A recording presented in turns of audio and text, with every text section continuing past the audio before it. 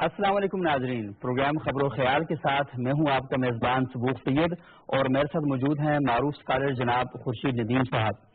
ناظرین، آج ہم 3 موضوعات پر گفتگو کریں گے۔ ہمارا سب سے پہلا موضوع ہے کہ پاکستان میں انتخابات قریب ہیں اور انتخابات کے قریب ہونے کے ساتھ ہی پاکستان میں جوڈیشل مارشل لا کی باتیں ہو رہی ہیں۔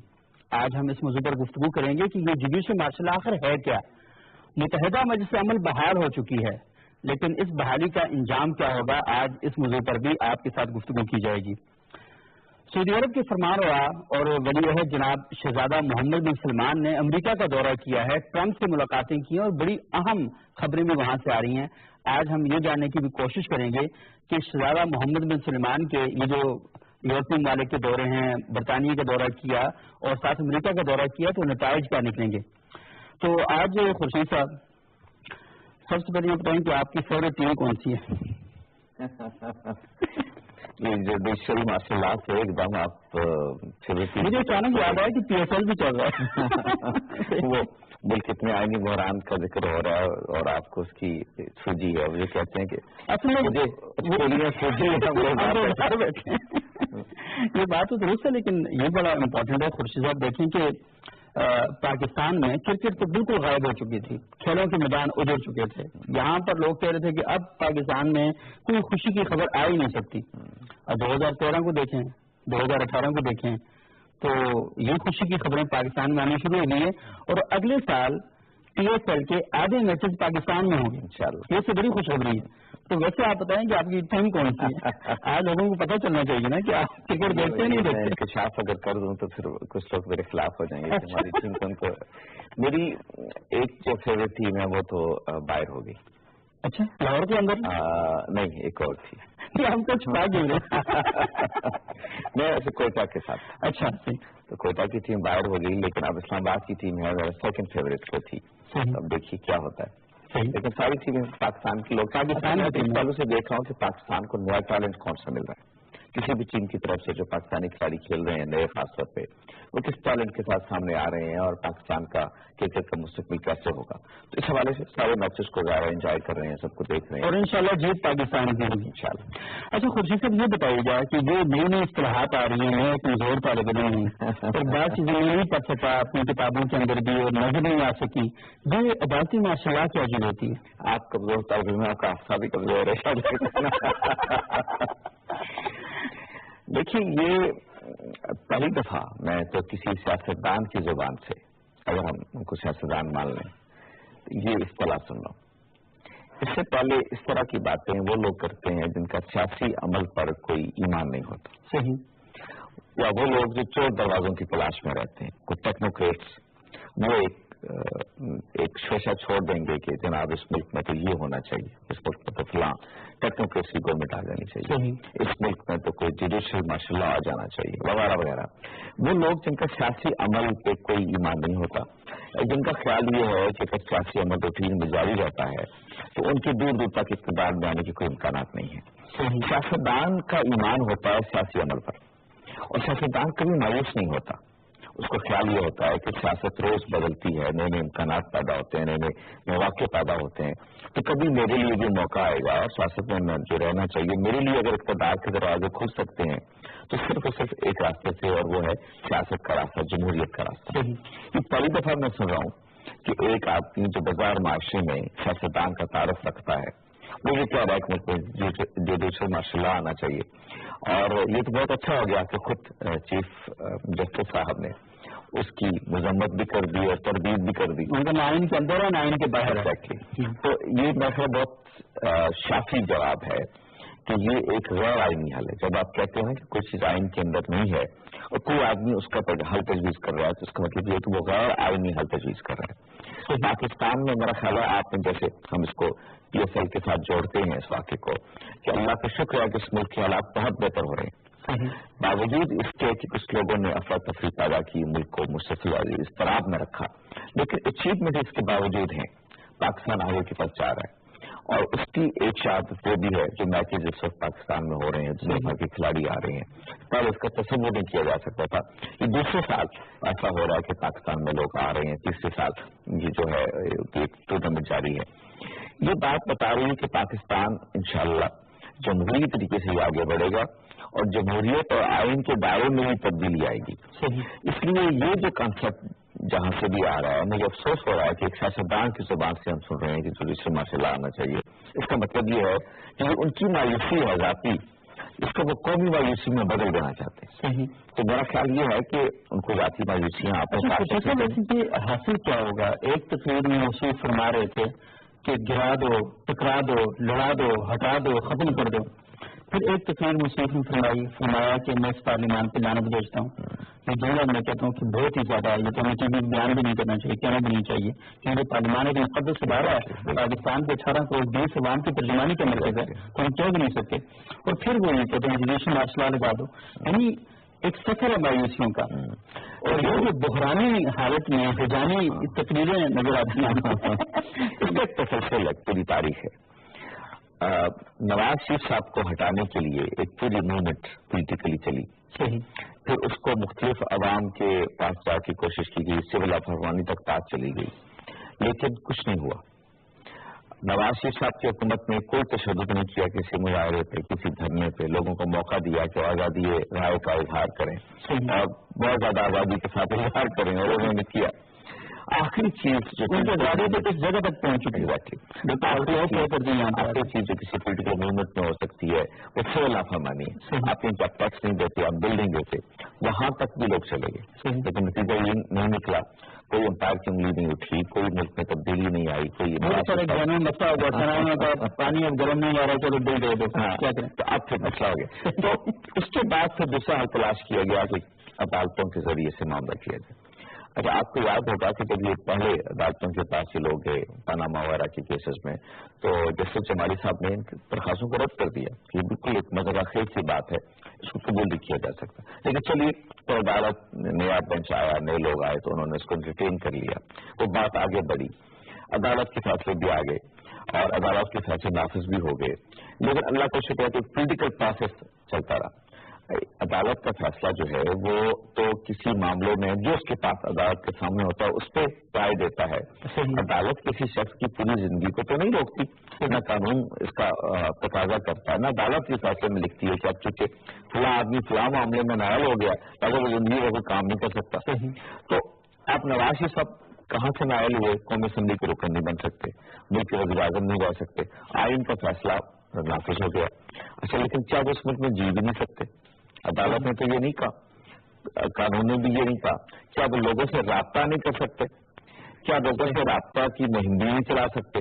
ظاہر ہے کہ ایک عام شہری کی حیثیت سے نقل و حرکت ان کا بنیادی حق ہے جس کو آپ کبھی معطل نہیں کر سکتے، نہ عدالت نے اس کو معطل کیا ہے. تو اب نواز شریف جب نکلے ہیں، لوگوں سے ملے ہیں، رابطے کیے ہیں، تو ایک عوام امت پر ساری دنیا دیکھ رہی ہے کیسے ان کی طرف.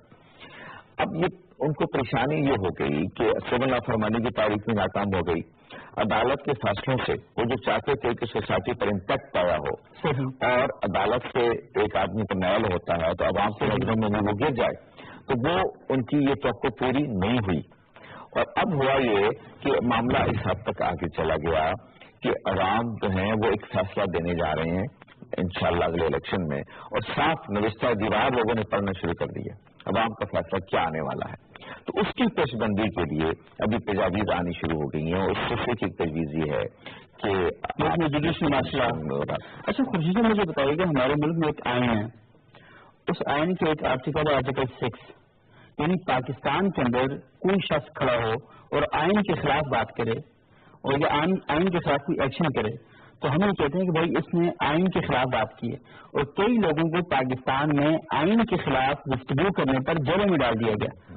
تو یہاں پر یہ کیا ہو رہا ہے کہ ایک بندہ اوپن یہ اداروں کو یہ کہہ رہا ہے کہ آپ خلاف آئین قدم اٹھائیں، اور پاکستان کی عوام میں ایک ایسی چیزیں پیدا کی جا رہی ہیں. دیکھیں نا کہ قواعد پیدا کریں غلط ہے، تکفیر کریں غلط ہے، آپ آئین کی توہین کرنا شروع کر دیں، پارلیمان کی توہین کرنا شروع کر دیں، لیکن وہ غلط نہیں ہے. دیکھیے، یہ تو پھر اب عدالت کے ثوابدیدی اختیارات ہیں کہ وہ جس کو چاہے وہ سمجھتی ہے مناسب اس کو سزا ملنی چاہیے وہ سزا دے دیتی ہے، جو ان کے خیال میں سزا نہیں ملنی چاہیے وہ نہیں دیتے. یہ تو عدالت کا اپنی ثوابدید ہے جس کو قانون کو جیسے استعمال کرتے ہیں. لیکن ایک عدالت ہوتی ہے جس میں آپ اور میں رائے دے رہے ہوتے ہیں، ہم لوگوں کے نقطہ نظر کو تجزیہ کر رہے ہوتے ہیں، اس کا جو حکم ہے اس کو بیان کر رہے ہوتے ہیں. ہم تو اس کانٹیکسٹ میں جب بات کرتے ہیں تو ہم یہ کہتے ہیں کہ اس پہ تو بالکل آئین کی کوئی آدمی اس کی وائلیشن کرتا ہے تو ظاہر وہ ایک جرم ہے، تو یہ بھی اس کو جرم سمجھا جانا چاہیے. اور ایک آدمی سلام یہ کہتا ہے کہ اس ملک کا حل جو ہے مسائل کا وہ ایک غیر آئینی اقدام میں ہے، تو ظاہر ہے کہ اس پہ سوسائٹی تو اوور آل ریئیکٹ کرے گی، سوسائٹی تو اپنی رائے دے گی. اور چونکہ ظاہر ہے ہم میڈیا کے لوگ جو ہیں وہ رائے سازی کے عمل کا حصہ ہوتے ہیں، تو ہم تو لوگوں کو بتا سکتے ہیں کہ جو لوگ اس طرح کی باتیں کرتے ہیں یہ اصل میں مایوسی کا اظہار ہے. جمہوری عمل سے ان کا ایمان اٹھ چکا، وہ یہ جان چکے کہ جمہوریت کے راستے سے وہ نہ اقتدار تک پہنچ سکتے ہیں نہ ملک کی باغ ان کے ہاتھ میں جا سکتی، لہٰذا وہ اس طرح کی سولوشن پیش کرتے رہتے ہیں. لیکن میں یہ بھی عرض کرنے کی جسارت کروں گا کہ اس ملک میں کچھ چیزیں ہوتی ہیں جس سے لوگ خواہ مخواہ فائدہ اٹھانے کی کوشش کرتے ہیں، ہمیں ان چیزوں کا بھی ٹھیک جائزہ لینا چاہیے. مثلا چند روز پہلے چیف جسٹس صاحب کا ایک انٹرویو ایک کالم کی شکل میں شائع ہوا. ایک صحافی ان سے ملے، انہوں نے ان سے انٹرویو کیا، وہ انہوں نے اپنے کالم میں شائع کر دیا. اس میں چیف جسٹس صاحب کے خیالات سامنے آئے. میرا خیال یہ ہے کہ اس سے کچھ لوگوں نے فائدہ اٹھانے کی کوشش کی.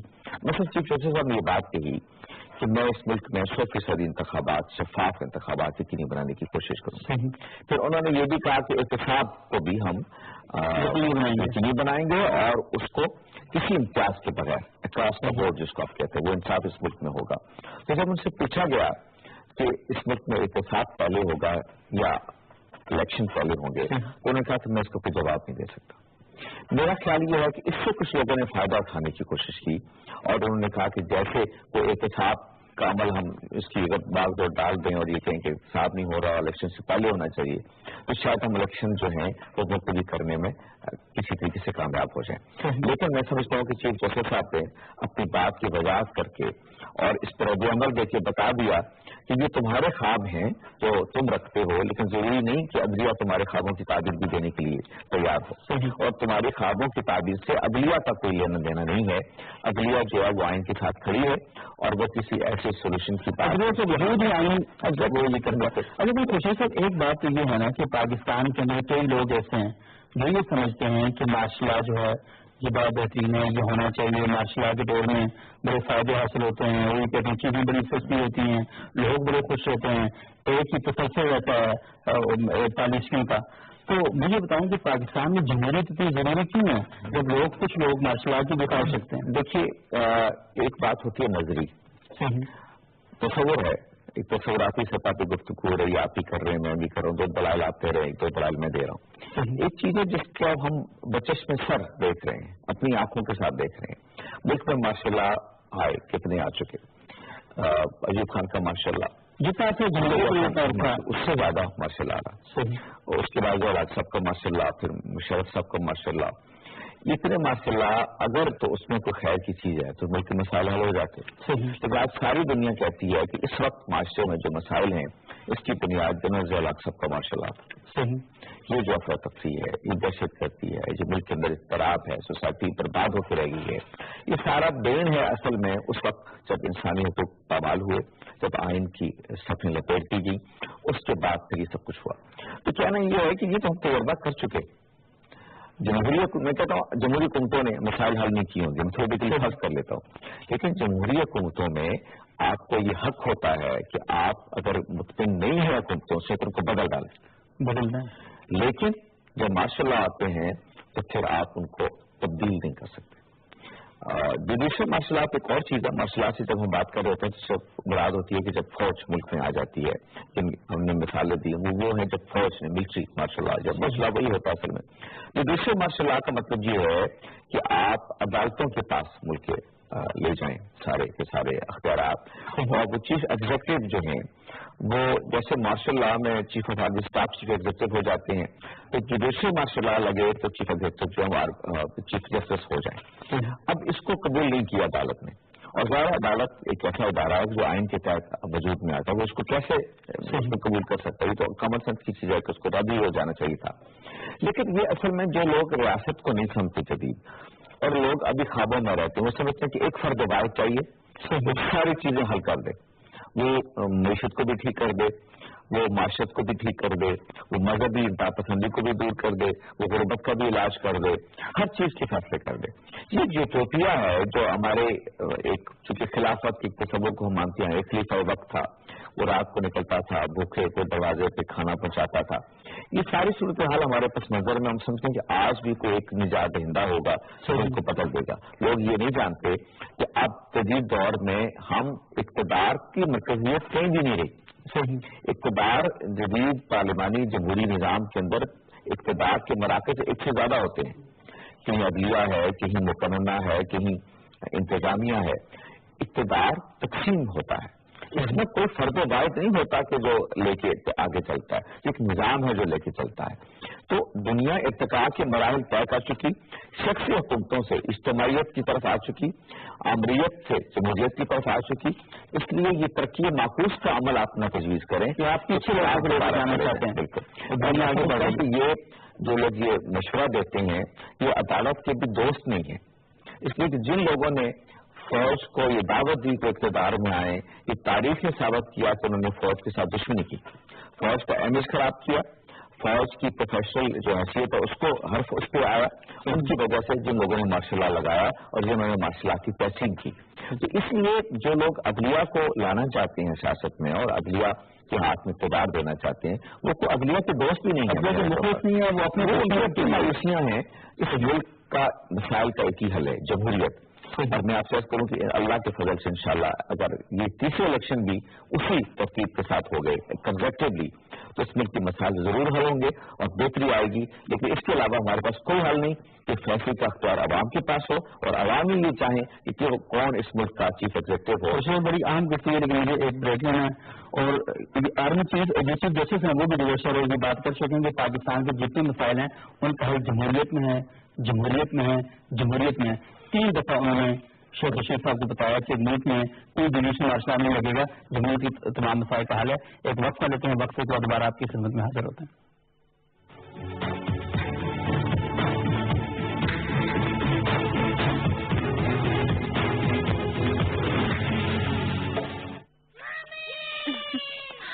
یہ کیا ہے؟ اور ٹی شرٹ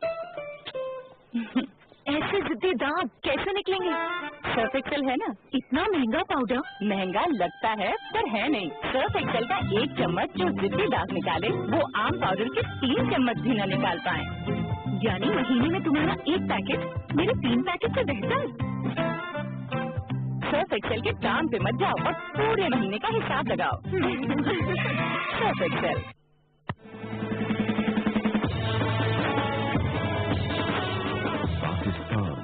ایک اسلامی جمہوری مملکت، مسلمان ایک امت، ایک قوم، ایک سوچ، ایک فکر، ایک آزاد ریاست.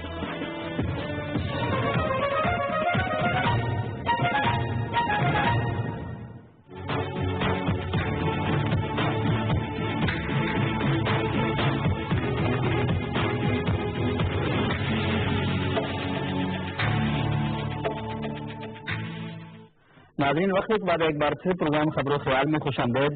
متحدہ مجلس عمل بحال ہو گئی ہے، لیکن اس بحالی کا انجام کیا ہوگا؟ خورشید صاحب یہ بتائیے گا کہ مجلس عمل بحال ہوگی ہے، لوگ بڑے خوش ہیں، مجلس عمل کے بحال ہونے سے پھر قوارض کنٹرول ہو جاتی ہے، علماء سارے ایک جگہ پر آ جاتے ہیں، اتحاد اور اتفاق کے جو چشمے ہیں وہ بہنے شروع ہو جاتے ہیں، لوگ بڑے خوش ہیں. تو آپ سمجھتے ہیں کہ اس میں کوئی خوشی کی خبر ہے؟ کن لوگوں کی بات کر رہے ہیں؟ 6 لوگ ہیں. 5 ہیں. دیکھیے، میں تو سچی بات یہ ہے کہ میرا اپنا نقطہ نظر تو یہ ہے کہ میں پاکستان میں مذہب کے نام پر کسی سیاست کا تاج نہیں. کیوں سوچے گا؟ اس کی 2 بنیادی وجہ. ایک وجہ یہ ہے کہ پاکستان میں جو آج تک آئینی ڈیولپمنٹس ہوئی ہیں اس میں 5 ایسی چیزیں طے کر دی گئی ہیں کہ جس کے بعد مذہب کے نام پر سیاست کی ضرورت باقی نہیں رہی. پاکستان کے آئین میں لکھ دیا گیا ہے کہ ریاست کا مذہب اسلام ہے. پاکستان کے آئین میں لکھ دیا گیا ہے کہ کوئی قانون قرآن و سنت کے برخلاف نہیں بن سکتا. پاکستان کے آئین میں اسلامی نوجاتی کونسل کے نام سے ایک ادارہ تجویز کر دیا ہے کہ جو یہ طے کرے گا اور یہ دیکھے گا کہ کیا ملک کا کوئی قانون اسلام کے خلاف تو نہیں ہے. پاکستان کے کانسٹیٹیوشن میں وفاقی شہری عدالت کے نام سے ایک ادارہ دے دیا ہے، ایک عام آدمی بھی اگر یہ سمجھتا ہے، ایک عام شہری بھی سمجھتا ہے کہ کوئی قانون ملک کا قرآن و سنت کے خلاف ہے تو وہ اس کو عدالت میں چیلنج کر سکتا ہے۔ اتنی ڈیولپمنٹس کے بعد آپ مجھے بتائیے کہ کیا اس ملک میں مذہب کے نام پر کسی سیاست کی ضرورت ہے؟ لیکن خورشید صاحب ایک سوال تو پیدا ہوتا ہے، پاکستان کی جو مذہبی جماعتیں ہیں جو سیاست میں اپنا رول پلے کر رہی ہیں، وہ یہ کہتے ہیں کہ بعض اوقات ایسا ہو جاتا ہے کہ ان کے جو مطالبات ہیں وہ ٹھیک طریقے سے پورے نہیں کیے جاتے، پارلیمنٹ میں ان مطالبات کو ایڈریس نہیں کیا جاتا، اور جس کی وجہ سے مذہبی طبقے میں ایک رجحان بڑھتا ہوتا ہے۔ اگر وہ پارلیمان میں نہیں آئیں گے، مذہبی سیاسی جماعتیں نہیں بنائیں گے تو ان کے مسائل کیسے حل ہوں گے؟ دیکھیے، وہ کون سا مسئلہ ہے جو ان کا حل نہیں ہوا؟ گزشتہ کم و بیش 4 سال سے مولانا فضل الرحمان صاحب جو مجلس عمل کے صدر ہیں، وہ وفاقی حکومت کا حصہ ہیں۔ کوئی ایک بات آپ مجھے بتائیے کہ انہوں نے کہا کہ چونکہ حکومت اسلام نافذ نہیں کر رہی اور حکومت نے اپنی ذمہ داری اسلام کے نفاذ کے بارے میں ادا نہیں کی، کیا ہم اس سے الگ ہو رہے ہیں؟ کوئی دھمکی دی ہو؟ الگ ہونے کی دور کی بات، چونکہ یہ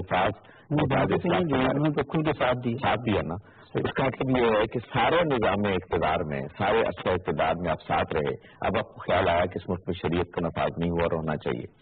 دوسری پارٹی جماعت اسلامی، وہ تحریک انصاف کا ساتھ رہی، ابھی تک ساتھ ہے، تو وہ کشمیر میں مسلم لیگ کے ساتھ ہے، اور انہوں نے سینٹ دیپس بات کے سینٹ کے چیئرمین کے لیے مسلم لیگ کا ساتھ دیا، اور سینٹ کے اس کے ڈپٹی اس کے لیے اپوزیشن لیڈر کے لیے تحریک انصاف کا ساتھ دیا، اور تحریک انصاف کے ساتھ حکومت بنائی۔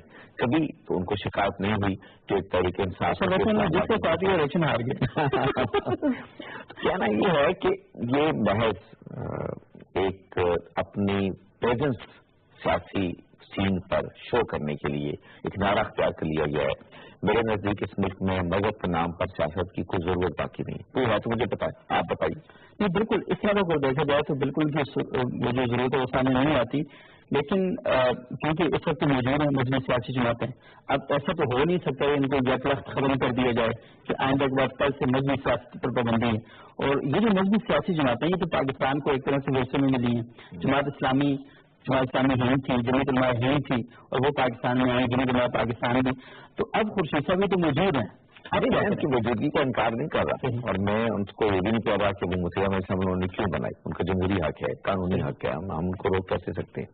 ہم تو جو بات کہہ رہے ہیں وہ یہ کہہ رہے ہیں کہ یہ ایک صحیح لاحاصل ہے، لوگوں کو خواہ مخواہ مذہب کے نام پر ایک نئے انتشار میں مبتلا کرنے کی ضرورت نہیں ہے۔ مذہبی جماعتوں کے لیے میرے نزدیک صحیح رائے عمل یہ ہے کہ وہ کسی بڑی پولیٹیکل جماعت کا ساتھ مل کر کسی اطاعت کا حصہ بن جائیں، اور بڑی جو پولیٹیکل پارٹیز ہیں جن کو اکثریت حاصل ہے، جن کے ساتھ عوام ہیں، ان کو اپنے نقطۂ نظر سے وہ جو چیزیں سمجھتے ہیں ان کو ایک طرح سے پریشر گروپ کے طور پر ان پر اثر انداز ہوں، اپنا ووٹ دے کر ان کو ساتھ شامل کریں، اور وہ مطالبات جو وہ رکھتے ہیں اگر وہ نفاذ شریعت کے بعد میں کچھ چیزیں ان کی پوری نہیں ہوتی وہ ان کے ساتھ ڈسکس کریں اور اپنے مطالبات ان کے سامنے رکھیں۔ الگ سے جب وہ مذہبی تشخص کے ساتھ بات کریں تو کیا اس کا مطلب یہ ہے کہ مسلم لیگ اسلام پر ایمان نہیں رکھتی؟ کیا کچھ پارٹی اسلام پر ایمان نہیں رکھتی؟ کیا تحریک انصاف اسلام پر ایمان نہیں رکھتی؟ آپ کا اختلاف ان جماعتوں سے ہے کیا؟ سیاسی ہے نا، تو آپ ایک سیاسی نقطہ نظر کے ساتھ آئیے اور لوگوں کے سامنے مجھے اس پہ بھی اتفاق، آپ نیا ایک سیاسی الائنس بنا لیتے ہیں، سب آ جائیں، لیکن اس میں جو مذہب کا استعمال ہے میں اس کو سور استعمال سمجھتا ہوں۔ میں اس سے گریز کا مشورہ دے رہا ہوں کہ اس ملک کے لوگوں کو اب مذہب کے نام پر مزید کسی انتشار میں مبتلا نہیں کرنا چاہیے۔ بصورت دیگر ان کا جمہوری حق ہے، لوگوں کے پاس جائیں، لوگ اگر ان کو ووٹ دیتے ہیں تو بسم اللہ، ہم بھی ان کی حکومت کو مان لیں گے اگر وہ بنتی ہے، اور نہیں ووٹ دیتی تو پھر، لیکن میں یہ قرض کرنا چاہتا ہوں کہ لوگوں کی توانائیاں ایک ایسے مسئلے پہ ضائع نہیں ہونی چاہیے جس کا کوئی نتیجہ میرے نزدیک نہیں نکلنے والا، اور بہت سارے کام ہیں سوسائٹی کے جو کرنے کے ہیں، جو مذہبی لوگوں کو کرنے چاہیے، مذہبی جماعتوں کو کرنے چاہیے۔ یہ کام جو ہے یہ میرا خیال یہ کہ نہ ان کے لیے کوئی نیک ساکھ کا باعث بن سکا ہے اور نہ ملک اور قوم کو فائدہ۔ خورشید صاحب تھوڑی سی انوائرمنٹ میں فرق آیا ہے، جب 2002 میں متحدہ مجلس عمل بنی تھی اس میں 6 جماعتیں تھیں، ابھی 5 ہیں۔ جب اس وقت مجلس عمل تھی تو تمام مذہبی جماعتیں جو سیاست میں کردار ادا کر رہی تھیں ساری کی ساری اکٹھی تھی۔ اس وقت تو مختلف دھڑے بن چکے ہیں، اور ہر جماعت کے اندر سے جو اس وقت مذہبی جماعتیں ہوا کرتی تھی اب وہ بھی مذہبی سیاسی جماعتوں میں کنورٹ ہو چکی ہیں، اور اب صورتحال یہ ہے کہ 3 جماعتیں حکومت میں ہیں، اس وقت کی جماعت حکومت میں نہیں تھی، جماعت اسلامی بھی اقتدار میں، جمعیت اہل حدیث بھی اقتدار میں، اور نئی جماعت اسلام بھی اقتدار میں. تو مجھے بھی بتائیے گا جمعیت اہل حدیث بھی اقتدار میں. جی ہاں. تو 2002 کی متحدہ مجلس عمل میں اور 2018 کی متحدہ مجلس عمل میں فرق کیا ہے؟ کیا ان کے ٹارگیٹ کیا ہے، ہدف کیا ہے ان کا؟ میرے نزدیک ابھی ابہام زیادہ ہے، اس وقت کم تھا. تو نیا طالبان کا ایشو تھا، افغانستان پہ امریکہ کا اٹیک ہوا تھا اور لوگوں کے اندر ایک اضطراب تھا، امریکہ کے خلاف بھی اضطراب تھا اور جو اوور آل سچویشن تھی اس میں بھی ایک اضطراب تھا. تو لوگوں کے مذہبی جذبات کو ایکسپلائٹ کرنا اس وقت آسان تھا، انوائرمنٹ سازگار تھا آپ کے لیے. آج اس طرح کی کوئی چیز موجود نہیں ہے جو پس منظر کے طور پر ان کا ساتھ دے سکے. آپ کے ایک متحدہ مجلس عمل کو اس وقت کے پی میں کامیابی ہوئی تھی. کے پی کی خاص انوائرمنٹ تھی کہ بلوچستان میں بھی صرف جمعیت علماء اسلام کی جو وہاں ہے، ابھی بھی قوت ہے وہاں اور ہمیشہ رہی ہے. تو اس وقت جو پس منظر تھا افغانستان کا اس کو انہوں نے ایکسپلائٹ کیا اور مذہب بھی ایک حد تک ایکسپلائٹ کیا. وہ خادر نشان کتاب تھا جس کو انہوں نے تاثر دیا کہ قرآن مجید کو تو ہماری روایت میں لوگ زیادہ مذہبی ہیں، انہوں نے ان کو قبول کیا. اب وہ اقتدار میں رہ چکے، لوگوں نے دیکھ لیا وہ اقتدار کیا ہے اور اس کے بعد بھی وہ اقتدار میں رہے. جو کیا جماعت اسلامی پچھلے 4 سال سے اقتدار میں نہیں ہے، کیا جے یو آئی اقتدار میں نہیں ہے، کیا پچھلے 9 سال سے جمعیت اہل حدیث اقتدار میں نہیں ہے. تو 5 میں سے 3 جماعتیں تو بڑی آپ کے اقتدار میں ہیں. جو انہوں نے اس قوم کو دینا تھا وہ دے دیا انہوں نے، جو ان کے پاس تھا اور قوم دیکھ رہی ہے. تو میں یہ سمجھتا ہوں کہ اب پھر نئے سرے سے اگر وہ اتحاد بنائیں گے تو مجھے تو نہیں لگتا کہ عوام میں کسی پذیرائی کے لیے کیوں ووٹ دیں. میں پھر آپ سے سوال کرتا ہوں، لوگ نون لیگ کو کیوں ووٹ دیں؟ میں اس کے دلائل دے سکتا ہوں. لوگ تحریک انصاف کو کیوں ووٹ دیں؟ میں اس کی بھی دلائل دے سکتا ہوں، اگر یہ ذرا مشکل ہے لیکن دے سکتا ہوں. لوگ پیپلز پارٹی کو کیوں ووٹ دیں؟ اس کے دلائل بھی دیے جا سکتے ہیں. لیکن لوگ ایم ایم اے کو کیوں ووٹ دیں؟ میں تو کم از کم کوئی دلیل میرے پاس تو نہیں ہے. آپ کے پاس ہے تو بتائیے. نہیں، اہم ممکن ہے کہ وہ یہ چاہتے ہوں کہ یہ مذہبی لوگ ہیں، نیک لوگ ہیں، متقی ہیں، پرہیزگار ہیں، ان کے دامن پہ کرپشن کے داغ نہیں ہیں. تو ان کو اہم ممکن ہے کہ وہ اس وجہ سے ان کو ووٹ دے دیں کہ کوئی کرپشن نہیں کرتے، وہ نیک لوگ ہیں.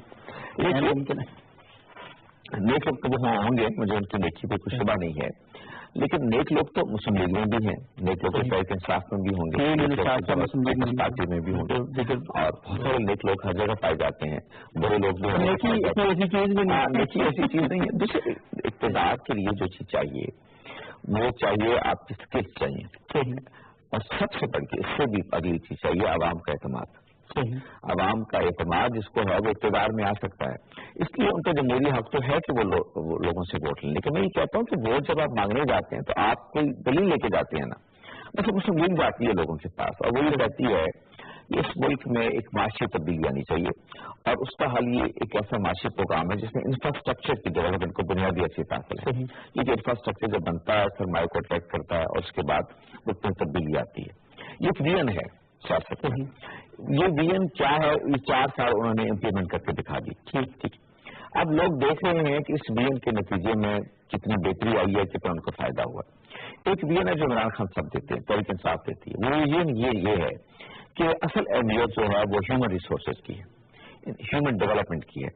انسانوں کو آپ اچھی صحت دیں، اچھی تعلیم دیں وغیرہ وغیرہ، ان کی انوائرمنٹ پیدا کریں اور اس کے بعد وہ جب صحت مند ہو جائیں گے تو کیپٹل میں بدل جائیں گے اور وہ جب محنت کریں گے تو سوسائٹی بدل جائے گی اور ہمیں خوشحالی آ جائے گی. یہ بھی ویژن ہے.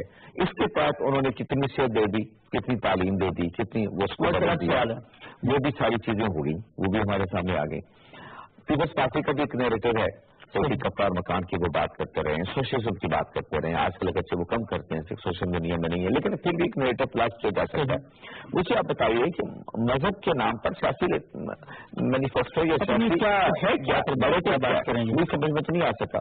تو مجھے بتائے تو میں آپ ان میں سے مبادر درخواست حاکم حسین صاحب جو جمہوریہ اسلام کے مرکزی سیکرٹری اطلاعات ہیں، انہوں نے کہا تھا ہمارا یہ جو اتحاد ہے وہ لبرل اور سیکولر قوتوں کے خلاف ہوگا. اب پتہ نہیں وہ کہاں پر ہیں قوتیں، لیکن بہرحال انہوں نے اپنا ایک دشمن نہیں. لیکن وہ قوتیں اگر مسلم لیگ نون ہے فرض کیجیے 4 سال سے تو آپ کا پیپلز پارٹی ہے تو پہلے سے تھا، اگر تحریک انصاف ہے تو اس کے ساتھ بھی تھا، جماعت اسلامی ان کے ساتھ کھڑی. تو اب آپ بتائیے وہ کون سی سیکولر قوتیں رہ گئی ان کے خلاف احتجاج کرنا چاہتے ہیں؟ شاید ہمارے پاس پاس کوئی چیزیں نہ ہوں. اچھا خورشید صاحب یہ بھی تو ہو سکتا ہے کہ یہ جو متحدہ مجلس عمل ساری بنی ہے یہ کسی ایک پارٹی کے ساتھ الیکشن سے پہلے اتحاد کر لے اور الیکشن میں چلی جائے. برا نہیں کہا لیکن پھر وہ مقدمہ ثابت نہیں ہوگا نا سیکولرزم کے خلاف کھڑا ہونے والا. لیکن یہ خورشید صاحب نے بتائیے کہ ایک اسلامی ریاست میں علماء کا کردار کیا ہونا چاہیے؟ اسلامی ریاست میں علماء کا کردار صرف ایک ہے کہ وہ لوگوں کو دین سکھائیں اور ان کو آخرت کا انجام کریں. قرآن مجید نے یہی بتایا سورہ توبہ میں کہ یہ تو نہیں ہو سکتا کہ پوری کی پوری قوم اس رخ پہ چل نکلے, لیکن اس میں سے کچھ لوگ ہونے چاہیے یہ تفقہ فی الدین, جو دین میں تفقہ حاصل کرے اور اس کے بعد اپنی قوم میں انذار کریں. انذار سے مطلب یہ ہے کہ لوگوں کو آخرت کے بارے میں خبردار کریں, ان کو بتائیں کہ وہ اللہ کے بندے ہیں, اللہ تعالیٰ کے ان کو جواب دہ ہونا ہے اور ایک روز مرنا ہے اور اس کی تیاری کریں. یہ ہے وہ کردار جو علماء کو ایک دینی معاشرے میں ادا کرنا چاہیے. اقتدار میں آنا سیاست علماء کا کوئی کردار نہ دین بیان کرتا ہے نہ ہماری پوری روایت میں علماء نے کبھی سیاست کی. خورشید صاحب یہ اقبال کہتے ہیں جدا دین سیاست سے تو رہ جاتی ہے چنگوزی. دین کہا انہوں نے, اہل دین نہیں کہا انہوں نے. یہ کیا مطلب ہوا؟ مطلب یہ ہے کہ سیاست کو دین کے اصولوں دین کے ضوابط دین کی تعلیمات کے مطابق ہونا چاہیے. صحیح. وہ آپ ہوں سیاست میں, میں ہوں سیاست میں, کوئی مولوی صاحب ہوں, کوئی آدمی ہو, وہ جب سیاست کر رہا ہو تو اس کو دیکھنا چاہیے کہ دین اس کی کیا آداب بتاتا ہے.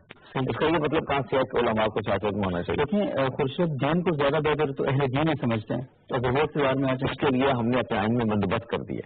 ایک اسلامی نوردی کر سکتے ہیں, ہم سے ادارہ رکھتی ہے علماء, اور وہ بتاتے ہیں کہ چونکہ حکومت جو ہے ان لوگوں کے ہاتھ میں ہوتی ہے جو قرآن مجید نے بتایا ہوا ہے کہ امرہم شورا بینہم, لوگ اپنے مشورے سے جن لوگوں کو اقتدار تک پہنچاتے ہیں حکومت اصل میں ان کے پاس ہوتی ہے.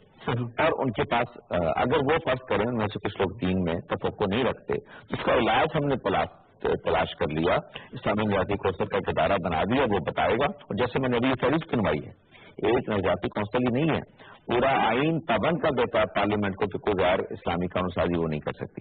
اسلامی نجاتی کونسل کے ساتھ وفاقی شریعت ادارے جیسے ادارے موجود ہیں. تو پھر مجھے بتائیے نا کہ وہ کہاں سے ایسی صورت پیدا ہو جائے گی جس کے لیے علماء کو لانے کی ضرورت ہے. علماء اسلامی نجاتی کونسل میں آ گئے, وفاقی شریعت عدالت میں آپ کو پتا ہے جو شریع اپیلنٹ بینچ ہے وہ علماء بیٹھے ہوتے ہیں, تو علماء تو اس نظام کا حصہ ہیں اور سینٹ کے اندر بھی سے لوگوں کو استفادہ کر رہے ہیں. کیا ساجد میر صاحب سینٹ میں نہیں ہے؟ کیا مولانا فضل الرحمان صاحب قومی اسمبلی میں نہیں ہیں؟ کیا عبدالغفور حدیث صاحب سینٹ میں نہیں ہیں؟ تو علماء تو ماشاءاللہ حافظ عبدالکریم صاحب ہیں, ساجد الحق صاحب کو بھی اگر علماء کی فہرست میں آپ چاہیں تو شامل کر لیں, لیکن مذہبی لوگوں کی فہرست میں تو ہیں. تو کیا وہ سب موجود نہیں ہے؟ اپنی آواز بھی اٹھاتے ہیں, اپنی بات بھی کہتے ہیں, ان کو حق کی کہیں. تو اس کے بعد پھر میں یہ عرض کروں گا کہ پھر علماء موجود ہیں تو جو تبدیلی آنی چاہیے تھی وہ آ نہیں چاہیے. صحیح. اچھا خورشید صاحب آپ کو کیا لگتا ہے کہ اب جو متحدہ مجلس عمل بنی ہے تو پہلے جب 2002 میں بنی تھی تو ہم نے دیکھا کہ آخر میں تنازعات کا شکار ہوگی یا آپس میں دو بڑے اختلافات ہو گئے. اپنی اسٹیٹمنٹ دہرانا چاہیے نہیں دہرانا چاہیے, لیکن یہ کہا گیا تھا کہ جماعت اسلامی کو امن میں شامل کرنا الکحل بنانے کے مطابق ہوگا. اب وہ سارے اکٹھے ہو گئے ہیں دوبارہ سے, تو مبارکباد تو دینی چاہیے, لیکن تھوڑا سا بتائیں کہ انجام کیا ہوگا اس کا. وہی جو پہلے ہوتا ہے اس طرح کی چیزوں کا, لیکن میں ایک کنٹریبیوشن میں سمجھتا ہوں کہ ان لوگوں کا ہے, اور وہ ہے کہ ملک میں جو ایک فرقہ وارانہ تعصبات بہت بڑھ گئے تھے, وجہ سے عمل جب بنی تو اس میں کمی آئی ہے. لوگوں نے ایک محاذ پہ دیکھا, شیعہ لیڈروں کو بھی سنیوں کو بھی, ان کے بھی جو دیوبندی بریلوی تقسیم اہل حدیث کو ایک پلیٹ فارم پہ دیکھا. اس کا مطلب یہ ہے کہ اگر ان میں سے کوئی آدمی واپس جا کر اپنے مسئلے کی بات کرتا ہے تو پھر لوگ اس پر اعتبار نہیں کریں گے. تو آپ ایک طرف ہاتھوں میں ہاتھ چلی لوگوں کے سامنے کھڑے ہیں اور دوسری طرف لوگوں سے آپ یہ کہہ رہے ہیں کہ جناب شیعہ ٹھیک نہیں ہے اور سنی ٹھیک نہیں ہے اور فلاں ٹھیک نہیں ہے. تو میرا خیال یہ ہے کہ اس عمل نے ان لوگوں کو مجبور کیا ہے کہ فرقہ واریت ملک میں کم ہو. یہ اس کا پازیٹیو کنٹریبیوشن ہے, یہ پالیٹکس میں نہیں ہے, سماج میں ہے. دوسری ایک چیز جو میں میرے خیال ان لوگوں کی تائید کرنی چاہیے اور میں اس میں ان کی اپریشیٹ کرتا ہوں, مولانا فضل الرحمان ہمیشہ جمہوریت پہ یقین رکھتے ہیں. انہوں نے ملک کے اندر جمہوری تبدیلی کی بات کی, ہمیشہ آئینی تبدیلی کی بات کی. آج بھی وہ آئین کے ساتھ کھڑے ہیں اور میں اپریشیٹ کرتا ہوں مولانا فضل الرحمان کی سیاست کو کہ انہوں نے آئین کے بارے میں سیاست کی ہے اور آئین کی بات اور جمہوری تبدیلی کی بات کی. انہوں نے ان لوگوں کا بھی ساتھ نہیں دیا جو ان کے مسلک کے تھے لیکن غیر جمہوری طریقے سے مسلح طریقے سے جدوجہد کر کے تبدیلی لانا چاہتے تھے. یہ ان کا پاکستان میں تمام علماء کو متفق کر کے ایک جگہ بٹھا کر یہ اعلان کروانا کہ مسلح جدوجہد پاکستان یہ ان کا کنٹریبیوشن ہے اور اس کی بالکل میں سب پوری قوم اس کی میرے خیال تحسین کرنی چاہیے. اسی طرح جماعت اسلامی کی بھی پوری ایک تاریخ ہے کہ اس ملک میں انہوں نے جمہوریت کا ساتھ دی, ایوب خان کے خلاف سے جدوجہد کی, مولانا سید ابوالعلا مودودی دینی نقطۂ نظر سے کسی خاتون کی حکمرانی کو درست نہیں سمجھتے تھے, لیکن اس کے باوجود انہوں نے محترمہ فاطمہ کا ساتھ دیا اور ایوب خان کی امریت کا ساتھ نہیں دیا. جو حاکم کے آنے تک یہ پرابلم پیدا ہوا اس دوران میں, وہ ہمیشہ جمہوری قوتوں کے ساتھ رہے, جمہوریت کے لیے جدوجہد کی. جو صاحب کے دور میں آ کے انہوں نے ایک جواز پیش کیا کہ افغان کا جہاد کی وجہ سے ان کا ساتھ دیا, لیکن بہرحال بعد میں ان کو بھی اندازہ ہوا کہ کام نہیں کرنا چاہیے. مدرس عمل پہ ایک الزام ہے کہ اس نے دور میں پرویز مشرف صاحب کو موقع دیا اور ان کے اقتدار کو گویا ایسے آئینی جواز بخشا. یہ وہ کہتے ہیں کہ ہمارے پاس کوئی راستہ نہیں تھا. میرا خیال اس میں یہ وزن ہے ہم اس کو کیا کرتے ہیں, ہم اس میں یعنی بابل ناخواستہ وہ کہتے ہیں کہ ہم نے اس عمل کو قبول کیا. میں اس جواز کو بھی مان لیتا ہوں اور اسی طرح سے میں ان جماعتوں کی بہرحال تعریف کرتا ہوں کہ یہ جمہوری عمل پر یقین رکھتے ہیں. اسی لیے تو میں کہتا ہوں کہ جمہوری عمل کا ایسا ضرور بنے, لیکن اس طرح کی کاوش جب وہ کرتے ہیں تو نہ اس کا ان کو کچھ ملنے والا ہے, وہ ایسا ماحول نہ بنائیں کہ جس میں یہ لگے کہ یہ تو بادل کی بات نہ بنائیں. ہم یہ دیکھ چکے کہ اس ملک کی تاریخ میں جب بھی مذہب کے نام پر سیاست ہوئی اس ملک میں تقسیم ہوئی. یہ 97% 97% مسلم آبادی کا ملک ہے. آپ مجھے بتائیے کہ اس ملک کے اندر مذہب کے نام پر, اسلام کے نام پر سیاست کرنے کی کیا دلیل اور کیا ضرورت باقی رہ گئی ہے؟ اس کا مطلب یہ ہے کہ آپ یہ کہنا چاہ رہے ہیں کہ آپ تو اسلام کے لمبردار ہیں لیکن جو دوسرے لوگ ہیں وہ اسلام کے لمبردار نہیں ہیں. ہم نے دیکھا کہ اس سے پہلے جب بھی مذہب کی سیاست ہوئی اس سے ملک کو نقصان پہنچا. 1977 میں مذہب کے نام پر تحریک اٹھی, تحریک نظام مصطفیٰ, نقصان ہوا ملک کا. اس کا نقصان مسئلہ آ گئے, جمہوری عمل معطل ہو گیا اور پھر یہ سارے لوگ ان کو بعد میں پچھتانا پڑا کہ ہم نے ایک تک ہم لے گئے اور اس چیزوں کو لوگوں نے ایکسپلائٹ کیا. اس کے بعد پھر بینظیر صاحب آئیں تو عورت کی حکمرانی ناجائز اور اس طرح کی شروع کی, پھر مذہبی سیاست کرنے کی کوشش کی. سردار صاحب بھی یوں ادا کیا کہ ان کے کنٹوں کا ایسا بھی بنے رہے بعد میں. تو میں یہ چاہتا ہوں کہ دین ایک اعلیٰ اور عرفہ قدر ہے, وہ لوگوں کے کیریکٹر میں پیدا کریں, دعوت کا کام کرے, علماء سیاستدانوں کو بھی انذار کریں, ان کو خبردار کریں کہ دین کے بارے میں اپنی ذمہ داریاں ادا کریں. لیکن جب آپ اس طرح سے مذہبی سیاست کریں گے اور یہ کہیں گے کہ ہم سیکولر ریاست کے خلاف کھڑے ہیں تو اس کا مطلب یہ ہے کہ پھر آپ کے اپنے طرز عمل کی بھی کوئی جواز نہیں ہوگا, کیونکہ پہلے آپ خود ان سیکولر قوتوں کے اتحادی رہے ہیں. اس لیے میرا خیال یہ ہے کہ وہ سیاست میں ضرور ادا کریں لیکن مین اسٹریم پالیٹکس کا حصہ بن کے کریں, نہ کہ مذہب کے. شاید کچھ اور جماعتیں بھی اس وقت پاکستان میں بن چکی ہیں, ہر مکتب فکر کی بن چکی ہیں, شاید ان جماعتوں کو اطمینان کرنے کے لیے ایک سخت اگلے میں ان کو بتانا پڑے گا کہ ایک طرف ایک ملی مسلم لیگ ہے, ایک طرف لبیک عمل ہے, تو اگر اسلام کے نام پر ہے تو یہ لوگ کیوں الگ الگ ہیں, اس کا بھی فیصلہ کرنا پڑے گا. لیکن ایک بات خورشید ہوتی ہے کہ مذہبی جماعتیں جب الگ الگ ہوتی ہیں تو لوگ ان کو ووٹ نہیں دیتے, جب یہ اکٹھی ہو جاتی ہیں تو پھر لوگ شاید شاید ایک دفعہ دیا انہوں نے, ایک دفعہ نہیں. چلو خورشید صاحب یہ دیکھیں گے اب الیکشن ہوگا, الیکشن کے بعد پتہ چلے گا کہ مجلس عمل کیا کرتی ہے اور الیکشن سے پہلے کسی کو لانچ کرتی ہے نہیں کرتی. ایک وقفہ لیتے ہیں, وقفے کے بعد دوبارہ آپ کی خدمت میں حاضر ہوتے ہیں.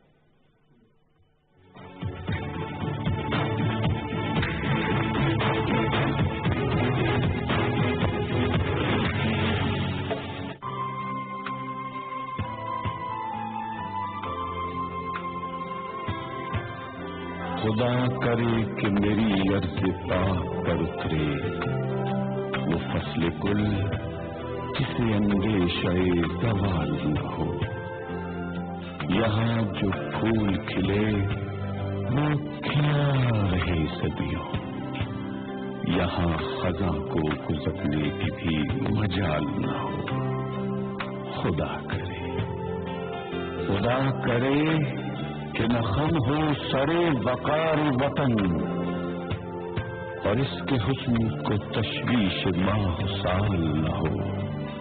خدا کرے.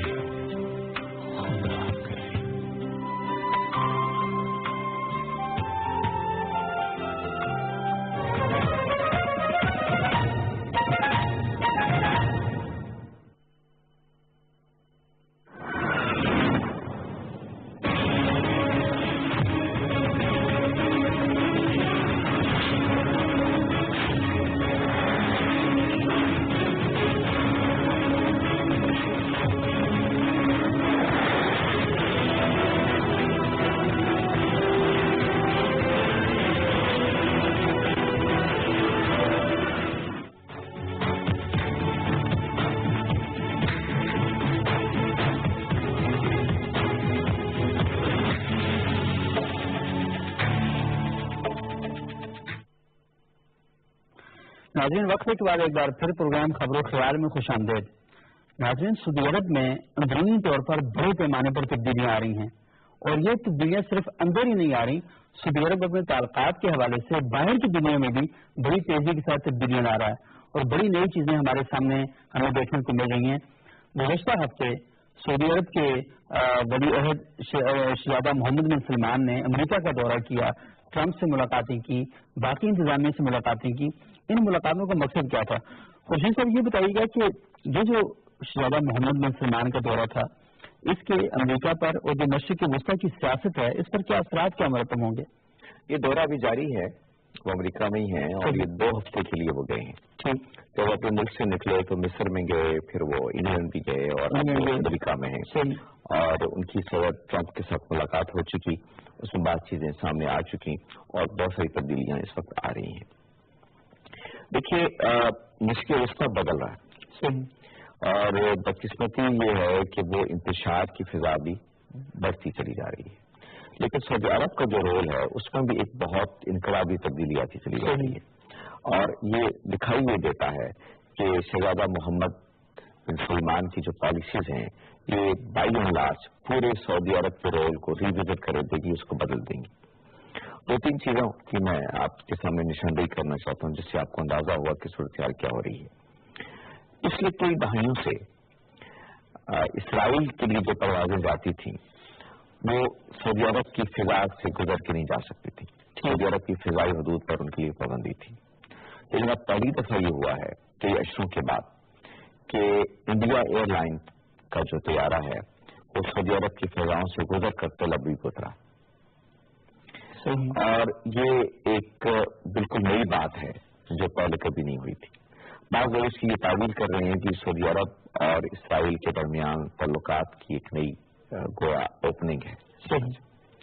اچھا، دوسری طرف آئیے کہ وہ جب امریکہ میں گئے تو اسی دوران میں امریکہ کے اندر بھی ایک بڑی تبدیلی آئی، اور وہ یہ آئی کہ صدر ٹرمپ نے جو اپنا سیکورٹی ایڈوائزر نیا لے کے آئے وہ جان بولٹن، وہ ان کی شہرت یہ ہے کہ وہ زبردست اسرائیل نواز آدمی، اور وہ آدمی یہ وہ ہیں کہ جنہوں نے 2009 میں ایک مضمون لکھا اور ایک رائے پیش کی کہ یہ جو 2 اسٹیٹ سولوشن آپ دیتے ہیں فلسطین کے مسئلے کا یہ بالکل بےمانی ہے۔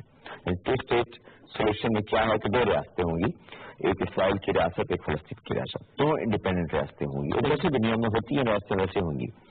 یہ کہتے ہیں کہ نہیں، یہ صورتحال ٹھیک نہیں ہے، وہاں ہم 3 ریاستوں کی بات کرتے ہیں، اور اس 3 ریاستوں میں فلسطین کی ریاست کہیں نہیں ہے۔ فلسطین کا ایک حصہ جو ہے وہ آپ غزہ کی پٹی اور یہ علاقہ جو ہے یہ آپ مصر کے حوالے کر دیں، یہ دوسرا جو جس کو ہم مغربی اردن کہتے ہیں جس میں یروشلم کا قصہ شامل تھا، اور پہلے جو اس میں اردن کا کچا بھی رہا عرصے کے دوران میں، اس کو آپ اردن کے حوالے کر دیں۔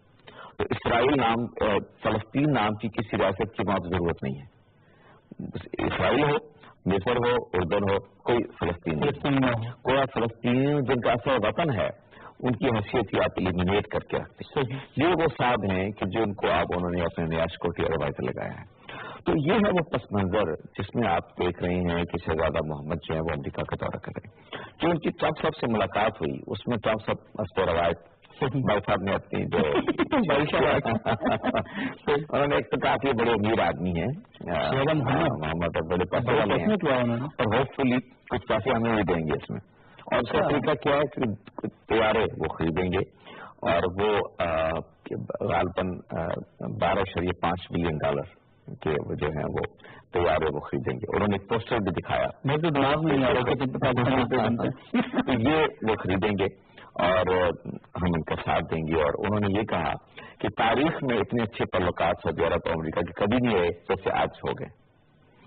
پھر انہوں نے یہ بھی بتایا کہ کیسے وہ جو نئی ڈیولپمنٹس ہو رہی ہیں سعودی عرب کے اندر، آپ کو پتا چلے محمد ایک ریفارمس پیکج لے کے آئے ہیں، اکنامک ریفارم سے لے کے سوشل ریفارم تک، وہ پورا ایک شہر نیا آباد کر رہے ہیں نیم کے نام سے، جس میں نئی انویسٹمنٹ آ رہی ہے۔ تو اس میں بھی اچھا انٹرسٹنگ چیز دیکھیں، امریکہ نے یہ گویا اس کی بات ہو رہی ہے کہ $35 بلین وہاں انویسٹ کرے گا تاکہ ایک بوسٹ ملے सऊदी अरब की मैशत को नेक खसूस पर हमारा, यानी एक तरफ ये कह रहे हैं कि ये बड़ा दोस्त हमारा अमीर है, उससे पैसे खींचे, हमें भी पैसे देगा, और ले भी रहे हैं अपना असला बेच के, और जिसे कहते हैं आपको मैं $35 बिलियन दे भी रहे हैं, इन्वेस्ट भी कर रहे हैं तुम्हारे मुल्क में ताकि तुम फलो फूलो, यानी तुम एक तरफ से हम पैसे दे के फलो फूलो और वो पैसे फिर हमारे यहाँ वापस कर दो। और इंटरेस्टिंगली आप देखें कि ये लोग ये खेल कैसे खेलते हैं। इससे पहले हम देख चुके कि जब ये बरतानिया गए थे शहजादा मोहम्मद, तो बरतानिया से इन्होंने तैयारे खरीदे थे और 48 के करीब तैयारे वो खरीदे। वही तैयारे इससे पहले वो बहरीन को बेच चुके, उसको कतर को बेच चुके, और कतर और सऊदी अरब का आपको पता है कि इस वक्त क्या सूरत हाल है। तो उन्होंने 24 तैयारे जो हैं उनका जितनी तैयारे कतर को दी उससे दोगुनी हम खरीदेंगे, लेकिन पैसा कौन बना रहा है? बरतानिया। अब पैसा कौन बना रहा है? अमेरिका। और शहजादा मोहम्मद का ख्याल ये है अपने बारे में, उन्होंने खुद कहा भी एक इंटरव्यू में कि 50 साल तक तो मैं रहूंगा इक़्तिदार में, मौत के अलावा मुझे कोई चीज, 50 साल मौत के अलावा मुझे कोई चीज इक़्तिदार से अलग नहीं कर सकती। तो इस सूरत हाल में फिर दूसरा क्या हुआ कि जब अमेरिका के दौरे में वो गए तो उनकी मुलाकात कश्मीर जो उनके दामाद हैं, बिल्कुल हाँ, उनकी दोस्ती है पुरानी बहुत, और वो कहते हैं कि जो एक उनके दरमियान रब्ते अमेरिका और मेरी सऊदी लीडरशिप के दरमियान हुए वो उनकी तरफ सच्चे हुए।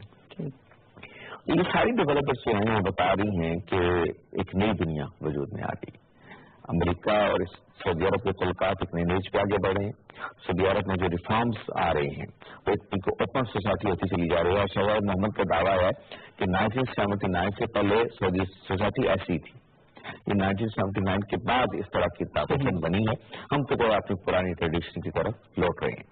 और तीसरी चीज मैंने जो पोलिटिकल डेवलपमेंट्स का जिक्र किया कि इसराइल की एक्सेप्टेंस के दिन मुझे लगता ये है कि जैसे अब आते चले जा रहे हैं वो ममालिक जिन्होंने इसराइल को पहले कबूल नहीं किया वो मुमकिन है कि अब कबूल कर लें। इसलिए कि अगर फर्ज कीजिए आलम इस्लाम में 3 बड़े मुल्कों की हैसियत है, पाकिस्तान, तुर्की और सऊदी अरब। अगर इन तीनों मुल्क इसराइल के बारे में अपनी पोजीशन को रिविजिट करते हैं तो बाकी मेरा नहीं ख्याल कि किसी को एतराज होगा। तुर्की पहले ही इसराइल के साथ उसके सफारती तल्लुकात कायम है, बिल्कुल उसका इशू नहीं है। अगर सऊदी अरब के यहाँ भी नरम गोशा पैदा होता है और ये मुंतज होता है एक ऐसे हल पे कि जिसमें इसराइल के वजूद को तस्लीम कर लिया जाता है, तो ज़ाहिर पाकिस्तान के पास फिर कोई जवाब उस तरह से बाकी नहीं रहेगा। तो खुर्शीद साहब ये आखिर कैसे उसको तस्लीम कर सकें जब तक मसला फलस्तीन सेटल नहीं होता? देखिए मसला फलस्तीन इसी तरह सेटल शायद हो जाए, सेटल का लफ्ज में इस्तेमाल करूँ, हाल की बात मैं नहीं कर रहा, फलस्तीनियों के हकूक मिल जाए, वो तो बेचारे दिन ब दिन सुकड़ते चले जा रहे हैं हर एतबार से। हाँ हमारे सामने से 3-4 हाल आना शुरू हो गए। आप मुझे बताइए जी कि इस वक्त दुनिया में कौन सा मुल्क ऐसा है कि जो इस वक्त साथ देने पर आमादा है? कोई फलस्तीन जिन वो कह रहे हैं जिन पे तकिया था वही पत्ते हवा देने लगे। दुनिया का कोई मुल्क फलस्तीन के मुकदमा लड़ने के लिए तैयार नहीं। जिनको सबसे ज्यादा दोस्ती पे आपको नाज था वो भी आपको मैसेज अब ये दे रहे हैं कि हमारी फिजाएं इसराइल के लिए खुल रही हैं, अकल क्या है कि कुछ और जमीन भी खुल सकती है। नहीं खुर्शीद साहब इसके साथ की बातचीत तो हो ही होगी ना कि आखिर फलस्तीन का मसला किसी न किसी ठिकाने तो लगाना है, इसके बगैर तो हो नहीं सकता, वरना तो मजीद एक इंतशार की जो डेवलपमेंट हो रही है। मुझे लगता ही है कि ये जो उनके बोल्टन के बारे में उन्होंने आपको बताया, मुझे तो शक होने लगा कि जैसे ये उसी सृष्टि की तरफ बातें आगे बढ़ रही हैं। इसलिए कि यरूशलेम अपना सफारत खाना आपको पता है कि अमेरिका और मुंतकिल करने के सब जब ऐलान किया था उन्होंने सदर ट्रंप ने, तो उसके बाद से एक पूरी फिजा बनी थी। लेकिन वो फिजा कैसे बनी थी, कितना एहतजाज हुआ, कितना उस पर रिएक्शन हुआ, किसने कहा कि हम ये नहीं करेंगे, थोड़ा सा सिक्योरिटी काउंसिल में अगर चिकरादात गई लेकिन उसके बाद सारी सूरत हाल फिर चूं की चूं हो गई और मुझे लगता है कि लोगों ने कर दिया बिल्कुल एग्जैक्टली। तो अब इससे मुझे तो फलस्तीनियों का अल्लाह ताला उनका हामी नासिर हो और उनको उनकी सरजमीन पर जीने का हक मिले और उनका जो है फितरी हक है। लेकिन ये सूरत हाल जो जा रही है जैसे कि मुझे तो नहीं लगता कि फलस्तीन के लिए कोई मैं किसी नेक तौक़ुआत का मैं नेक तमन्नाओं का इज़हार तो कर सकते हैं लेकिन मैंने अभी जो और अहम मुमकिन है कि क्या पता, क्योंकि बाज़ का जो चीजें हमें नजर आ रही थी पीछे कुछ और चीजें पक रही होती हैं, तो क्या पता कि उनके लिए बेहतर हल जो है वहां पर हो, फलस्तीनी क़यादत को भी इत्मीनान में लिया जा सकता है। अच्छा खुर्शीद साहब ये बताइएगा कि अमरीकी इंतजामिया में ट्रंप के बाद तसलसल के साथ तब्दीलियां होती जा रही हैं, ابھی کس قسم کی تبدیلیاں ہوتی جا رہی ہیں، کیونکہ ہم تو اتنی توقع نہیں کر سکتے کہ جس طریقے سے ان کی ٹویٹس آتے ہیں، جس طریقے سے ان کے بیانات آتے ہیں، جس طریقے سے وہاں تبدیلیاں ہوتی ہیں، وہ شام کو بندہ لگاتے ہیں ہم جب ٹویٹر اکاؤنٹ کھولتے ہیں تو اس سے پہلے وہ برطرف ہو چکا ہوتا ہے، کسی اور بندے کو لے کر آ چکے ہوتے ہیں۔ اصل میں یہ خود جو امریکہ کے اندر اختلافات ہیں اس کا بھی اظہار ہوتا ہے، اس لیے کہ کوئی آدمی ان کی ٹیم کا حصہ تھوڑا سا رہتا ہے تو اس کے ساتھ ان کی بنتی نہیں، اس لیے کہ اگر کوئی اپنے عمل کا ماہر ہے، اپنے معاملات کا ماہر ہے جی میرا ٹرمپ سمیت وہ تو ہے، اس کا ان کے پاس متبادل ہوتا ہے، یا متبادل وہ تلاش کر لیتے ہیں، لیکن آپ دیکھیے کہ اس سے ملک میں ایک انتشار پیدا ہوتا ہے، اور جب ادارے اس نتیجے تک پہنچ جائیں کہ یہ شخص ایسا ہے کہ جو اس کو اوور آل سسٹم قبول نہیں کر رہا، تو پھر مجھے لگتا ہے کہ مثال جو ہے وہ بڑھتے چلے جائیں گے۔ دیکھیے ابھی جو تبدیلیاں آ رہی ہیں، تو یہ خارجہ آپ نے بدل دیا، ابھی سیکورٹی ایڈوائزر آپ نے دوسری دفعہ بدلا، پہلے بھی آپ بدل چکے تھے، اب پھر بدلا آپ نے، اور یہ ایک مرکزی تغیرات سا بنتا چلا جا رہا ہے، لیکن اس کے بعد ایک انتشار کی کیفیت بھی جو ہے وہ جنم لے رہی ہے۔ یہ جو کوشنر صاحب ہیں ان کے داماد، جو اصل میں مڈل ایسٹ میں ان کے ایڈوائزر بھی ہیں، ان کے بارے میں جو وہاں کی امریکہ کی ٹاپ سیکورٹی کلیئرنس ہے وہ ان کو نہیں مل رہی ابھی تک۔ بالکل۔ اچھا، ٹاپ کلیئرنس سیکورٹی کلیئرنس نہ ملنے کا مطلب یہ ہے کہ جو امریکہ کے بعد بنیادی دستاویزات ہیں ان تک آپ کی رسائی نہیں ہو سکتی، آپ کو نہیں مل سکتی۔ یہ بات بتا رہی ہے کہ خود امریکہ کا جو سسٹم ہے حکومتی، وہ ایک طرح سے ریئیکٹ کر رہا ہے صدر ٹرمپ کے خلاف، اور ابھی تک اس سسٹم کے اندر ان کے لیے وہ ایکسیپٹنس پیدا نہیں ہو رہی جو ہونی چاہیے تھی۔ مڈل ایسٹ کی صورت میں نے آپ کو بتا دی، یہاں جنوبی ایشیا میں آپ دیکھ رہے ہیں کہ کیسے انہوں نے پورے علاقے کے خطے کے ماحول کو، مثلا افغانستان کو دیکھ لیں کہ پاکستان کو نکال کے کیسے انڈیا کے ساتھ انہوں نے الائنمنٹ کرنے کی کوشش کی، انہوں نے اس چیز سے صرف نظر کیا کہ اس کے بعد پاکستان آپ کے آپ تو نہیں بیٹھے گا، کوئی تبدیلیاں آئیں گی خطے میں۔ اب آپ دیکھ رہے ہیں کہ کیسے روس کا کردار بڑھتا چلا جا رہا ہے، اب پیوٹن 6 سال کے لیے مزید ان کو صدر بنا دیا گیا ہے، چین کے اندر لیڈرشپ کو ایک طرح سے تاحیات تو انہوں نے رکھ دیا۔ اس کا مطلب یہ ہے کہ چین کے ہاں ایک تسلسل ہے پالیسی میں، روس کے ہاں بھی پالیسی میں تسلسل آ رہا ہے، روس کے ہاں اور پاکستان کے درمیان تعلقات بدل رہے ہیں۔ کبھی پشاور میں امریکی قونصل خانہ ہوتا تھا، اب روس کا قونصل خانہ پشاور میں قائم ہو رہا ہے۔ یہ انڈیکیٹرز بتا رہے ہیں کہ جو مشقیں ہو رہی ہیں، جو طرز عمل ٹرمپ صاحب اختیار کر رہے ہیں اس کا ریئیکشن ہو رہا ہے۔ ظاہر ہے وہاں بھی کچھ لوگ بیٹھے ہوئے مانیٹر تو کر رہے ہیں نا، جن کو امریکہ کے مفادات عزیز ہیں، وہ وہاں دفتر خارجہ میں بیٹھا ہوا، اسٹیٹ ڈپارٹمنٹ میں بیٹھا ہوا، کوئی پینٹاگون میں بیٹھا ہوا، کوئی کانگریس میں بیٹھا ہوا، یہ ساری چیزیں باعث تو کر رہے ہیں، لوگ دیکھتے رہے ہیں۔ یہ جو کچھ دیکھ رہے ہیں یہ اصل میں صورتحال بتا رہی ہے کہ صدر ٹرمپ صاحب جو ہیں وہ امریکہ کو بھی ایک انتشار کی طرف لے جا رہے ہیں۔ خورشید صاحب محض دعا کے ساتھ اس پروگرام کا خاتمہ کرتے ہیں کہ اللہ کرے کہ پاکستان میں استحکام آئے، اور پاکستان میں جب استحکام آئے گا تو اس کی ضرورت اس عمل کی ہے کہ ہم جمہوریت کے ساتھ اپنے آپ کو منظم کریں، مستحکم کریں۔ بہت شکریہ خورشید صاحب، اللہ حافظ ناظرین۔